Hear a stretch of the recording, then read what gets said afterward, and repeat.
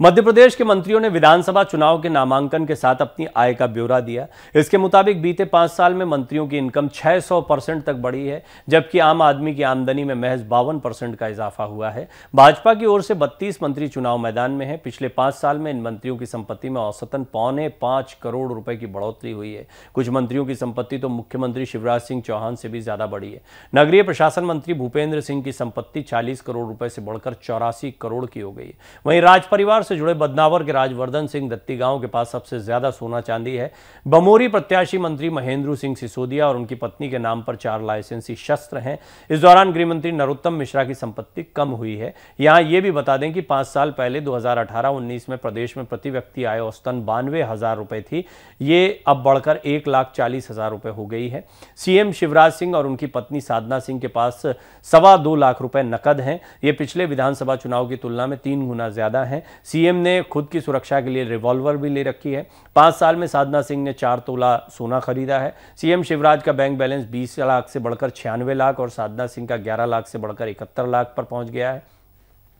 शिवराज सिंह की कुल संपत्ति 3 करोड़ 21 लाख और साधना सिंह की 5 करोड़ 41 लाख रुपए है। 5 साल पहले इस दंपत्ति पर 1 करोड़ 10 लाख रुपए का कर्ज था, जो घटकर 68,72,000 रुपए ही रह गया है। गृह मंत्री नरोत्तम मिश्रा की संपत्ति 5 साल में 1 करोड़ 72 लाख रुपए घट गई है। उनकी अचल संपत्ति भी कम हुई है। पिछली बार उनकी अचल संपत्ति 2 करोड़ 95 लाख रुपए थी, जो इस बार 75 लाख रुपए ही रह गई है। हालांकि उनका 49 लाख रुपए का कर्ज इस दौरान चुका दिया गया है। उनके परिवार की कुल संपत्ति 5 करोड़ 15 लाख रुपए है। पीडब्ल्यूडी जैसे अहम विभाग के मंत्री गोपाल भार्गव, चिकित्सा शिक्षा मंत्री विश्वास सारंग, जनसंपर्क मंत्री राजेंद्र शुक्ला, भारत सिंह कुशवाहा, रामखेलावन पटेल, विजय शाह के नाम पर कोई वाहन नहीं है। अब आप सोच रहे होंगे कि इन करोड़पति मंत्रियों के पास वाहन क्यों नहीं है। इसका कारण यह है कि मंत्री फर्म के नाम से वाहन खरीदकर उपयोग करते हैं।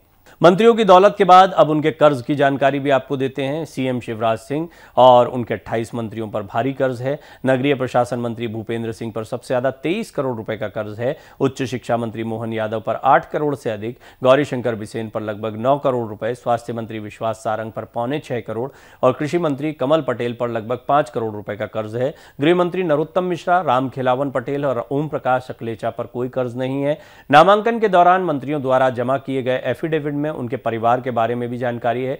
बड़वानी से चुनाव लड़ रहे पशुपालन मंत्री प्रेम सिंह पटेल की 4 पत्नियां हैं। पटेल आदिवासी नेता हैं। आदिवासियों में 1 से अधिक शादियां करने की छूट है। वहीं अनूपपुर से चुनाव मैदान में उतरे मंत्री बिसाहू लाल के 6 बेटे हैं। राज परिवार से आने वाले बदनावर प्रत्याशी और मंत्री राजवर्धन सिंह दत्ती गांव और उनकी पत्नी के पास करीब 3.5 किलो सोना और 70 किलो चांदी के जेवर बर्तन हैं। चांदी के बर्तन ही 20 किलो वजन के हैं। वो चांदी के बर्तन में खाना खाते हैं। 5 साल पहले दत्ती गांव दंपत्ति के पास 7 किलो सोना था, जो अब आधा रह गया है। सुर्खी से प्रत्याशी मंत्री गोविंद सिंह राजपूत के पास भी 20 किलो चांदी के जेवर और बर्तन हैं। इसमें 10 किलो के चांदी के बर्तन ही हैं।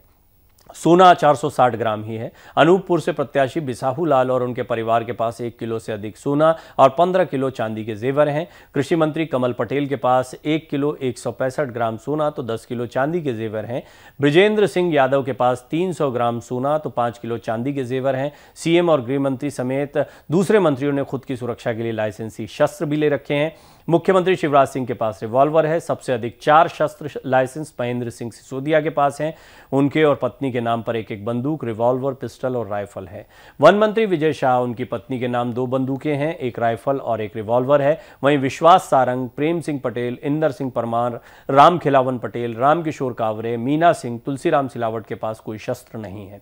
स्कूल शिक्षा मंत्री इंदर सिंह परमार हत्या के प्रयास में दोषी करार दिए जा चुके हैं। लोअर कोर्ट से सजा भी हो चुकी है। इस फैसले को उन्होंने हाईकोर्ट की इंदौर बेंच में चुनौती दे रखी है। प्रकरण लंबित है। इसी तरह सावेर से प्रत्याशी तुलसी सिलावट पर धारा 144 के उल्लंघन का प्रकरण एमपी एमएलए कोर्ट में लंबित है। महू की प्रत्याशी मंत्री उषा ठाकुर पर भी एक आपराधिक प्रकरण दर्ज है, जो कोर्ट में लंबित है। वहीं उच्च शिक्षा मंत्री मोहन यादव भी एक मामले में आरोपी हैं, जो कोर्ट में चल रहा है। 5 साल आप देखते हैं, सारे मंत्रियों को देखते हैं, नेताओं को देखते हैं, उनका एक अलग कद देखते हैं। लेकिन ये जब प्रत्याशी बनते हैं और अपनी जानकारियों को सार्वजनिक करते हैं, चुनाव आयोग के समक्ष रखा जाता है इसको नामांकन भरते वक्त, तो उस समय बहुत सारी चीज़ें स्पष्ट होती हैं। और पिछले आंकड़े भी इसी तरीके से आते हैं, क्योंकि आपके जहन में भी सवाल आता होगा कि ये इनकी इतनी जानकारियाँ कैसे आ जाती हैं। ये जानकारियाँ इनकी तरफ से खुद दी जाती हैं। और इसमें बहुत लोगों के जहन में बहुत सारे सवाल आते हैं। मैं आप लोगों के कमेंट्स पढ़ता हूँ कि नहीं, संपत्ति इतनी नहीं होगी उतनी। ये इसका तकनीकी पहलू देखिए कि आपके नाम पर कितनी संपत्ति है। फिर इसमें अन्य रिश्तेदारों की भी बात होती है। जैसा मैंने आपको बताया कि कई लोगों के नाम गाड़ियाँ नहीं हैं, लेकिन कई फर्म्स हैं जिसके तहत वो गाड़ियाँ खरीदते हैं या लेते हैं। तो यहाँ पर बात सिर्फ निजी संपत्ति की नहीं होती, किसी को फ़ायदा पहुँचाया गया नहीं पहुँचाया गया, ये जांच के दायरे में रहता है। और इसी को माना जाता है कि ये बहुत परेशानी का सबब कई नेताओं के लिए बनता है।